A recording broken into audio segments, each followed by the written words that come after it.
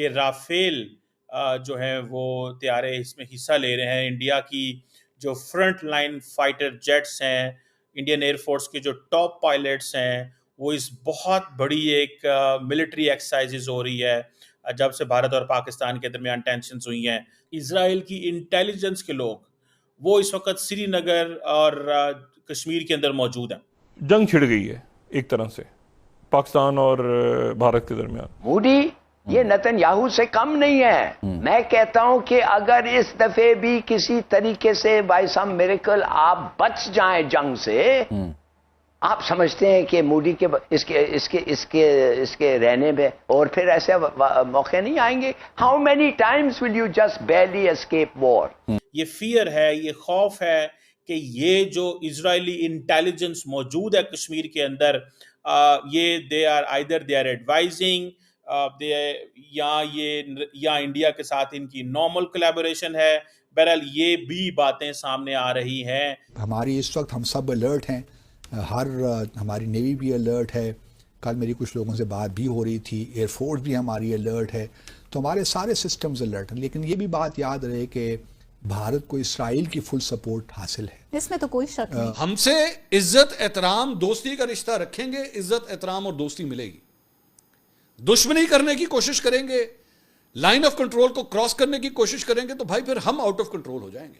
यहाँ पर सोच समझकर कौन सा काम किया जाता है मैंने तो अभी तक नहीं देखा। यकीनन एक कंट्री जो इस्लाम के नाम पे बनी हो, उसमें आप इसी किस्म की बातें ही सुनते हैं। दूसरे रिलीजन से नफरत, बार बार ये बताना कि हम सुपीरियर हैं, बाकी सब जो है उनको हम कुछ समझते नहीं है, इसी किस्म की बातें की जाती रही है। लेकिन उसके साथ साथ पाकिस्तान ने हमेशा से जो मिलिटेंट्स हैं सपोर्ट करता रहा है। जी हाँ, अमेरिका के कहने पे तो इस वक्त हाई अलर्ट है हर तरफ। उसकी वजह यह है कि इंडियन एयरफोर्स ने जो एयरफोर्स ड्रिल्स हैं वो शुरू कर दी हैं, और इसमें कहा यह जा रहा है कि राफेल जो है वो तैयारे इसमें हिस्सा ले रहे हैं। इंडिया की जो फ्रंट लाइन फाइटर जेट्स हैं, इंडियन एयरफोर्स के जो टॉप पायलट्स हैं, वो इस बहुत बड़ी एक मिलिट्री एक्सरसाइजेज हो रही है जब से भारत और पाकिस्तान के दरमियान टेंशन्स हुई हैं। अब सुनने में आ रहा है कि ये ड्रिल्स बताती हैं कि there is something big, either India is planning, thinking, या पाकिस्तान को मैसेज दे रहे हैं। ये जो लार्ज स्केल मिलिट्री एक्सरसाइजेस हैं, जो इंडिया की नेवी भी वो जारी बात है अब इसका हिस्सा है। आज जो इंडिया ने ये एक्सरसाइजेस शुरू की हैं, these exercises do have a significance. उसके साथ साथ there is a panic in Kashmir as well, और वो पैनिक इसलिए है कश्मीर के अंदर कि सुनने में आया है कि इजराइल के कुछ इंटेलिजेंस के लोग जो हैं, इजराइल की इंटेलिजेंस के लोग वो इस वक्त श्रीनगर और कश्मीर के अंदर मौजूद हैं। अब आई डोंट नो कि ये क्या किस हद तक बात ठीक है, लेकिन ये फियर है, ये खौफ है कि ये जो इजरायली इंटेलिजेंस मौजूद है कश्मीर के अंदर, ये दे आर एडवाइजिंग या इंडिया के साथ इनकी नॉर्मल कोलैबोरेशन है। बहरहाल ये भी बातें सामने आ रही हैं कि इंडियन और इजराइल, आपको पता है कि इंडिया और इजराइल की आपस में बहुत अच्छे ताल्लुकात हैं और माजी में भी ये ताल्लुकात रहे हैं। लेकिन अब ये जो इंडियन एयरफोर्स जो एक्सरसाइज आक्रमण कर रही है बड़े पैमाने पे, ये अपने सेंट्रल सेक्टर में कर रही है, जिसमें वो अपने main stream fighter aircraft fleet के जरिए, जिसे राफेल कॉम्बैट एयरक्राफ्ट कह सकते हैं, उनके जरिए ये सारा कुछ कर रहे हैं। अच्छा, अब इसमें थोड़ा सा चीज़ों को समझने की ज़रूरत होगी, देखने की ज़रूरत होगी, और वो ये है कि जो मुझे what I understand and what I foresee in this entire game में मैं जो देखता हूं कि इंडियन एयरफोर्स ये समझती है कि अब इस दफा हमें राफेल से कम जो फाइटर जेट्स हैं वो पाकिस्तान की साइड पे नहीं लगाने चाहिए। माजी में तो देखें इंडिया ने क्या किया था कि इंडिया ने अपने जो पुराने जेट्स थे उनका इस्तेमाल किया। इंडिया ने अपने पुराने जेट का इस्तेमाल किया, मिराज 2000 जेट्स इस्तेमाल हुए। इस दफा मुझे लगता यह है कि इंडिया जो है वो अपने मिराज तैयारों का इस्तेमाल नहीं करेगा, और इंडिया जो है वो अपने मॉडर्न जो फ्लीट उन्होंने लिया है राफेल का, उसकी तैयारी कर रहा है। और ये जो ड्रिल्स कर रहा है ये समझ लें लॉन्ग रेंज स्ट्राइक मिशंस हैं, सिमुलेटेड अटैक्स कर रहे हैं कि किस तरह पाकिस्तान की डिफरेंट इंस्टॉलेशंस पे हमला करना है, पाकिस्तान के कौन से बड़े एसेट्स हैं जिनको जारी बात है उन्होंने पोजीशन किया हुआ है, उन्होंने टारगेट किया होगा।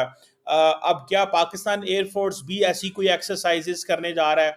इंडिया को तो एडवांटेज ये है कि इंडिया के पास विड्थ बहुत ज़्यादा बड़ी है, starting from Gujarat till north ऊपर जाना यूपी तक तो बहुत बड़ी विड्थ है। पाकिस्तान को ये है कि पाकिस्तान की विड्थ कोई नहीं इतनी ज़्यादा। सो ज़्यादातर हमारे जो जहाज़ हैं वो उड़ते हैं अपनी, वो जिसे कहते हैं ना start from Karachi till Gilgit तक जाना, इस रेंज में उड़ते हैं। और ईस्ट वेस्ट शायद जाते तो होंगे लेकिन उस तरह नहीं है, क्योंकि विड्थ कम होने की वजह से। इंडिया को ये एडवांटेज है कि उनकी विड्थ भी बहुत है, लेंथ भी बहुत है। हेलो नमस्कार एंड जय हिंद दोस्तों, स्वागत है आपका मिस्टर भारत में। जम्मू कश्मीर के पहलगाम में निर्दोष पर्यटकों पर हुए हमले से करीब 6 साल पहले पाकिस्तानी आतंकवादियों ने कश्मीर के पुलवामा में सीआरपीएफ के काफिले पर हमला किया था। उस हमले के बाद भारत ने एलओसी पार करके पाकिस्तान में जाकर उसके घर में हवाई हमले किए थे। उसे बालाकोट सर्जिकल स्ट्राइक नाम दिया गया था। उस वक्त भारत ने इन हमलों में मिराज 2000 लड़ाकू विमानों का इस्तेमाल किया था, लेकिन इन 6 सालों में स्थिति काफी बदल चुकी है। आज भारत के पास राफेल फाइटर जेट है, ये दुनिया के सबसे एडवांस फाइटर जेट्स में से एक है। इतना ही नहीं, इन विमानों के लिए भारत के पास फ्रांस निर्मित स्कैल्प मिसाइल भी है जो इसे और ताकतवर बनाती है। भारत के पास मौजूदा वक्त में राफेल के 2 स्क्वाड्रन है, इनमें कुल 26 विमानें हैं। उस समय ये विमान उपलब्ध नहीं थे जब बालाकोट में सर्जिकल स्ट्राइक की गई थी। 2020 से शुरू हुई इनकी खरीदारी ने भारत को हवाई युद्ध में बेहतर बढ़त दिला दी है।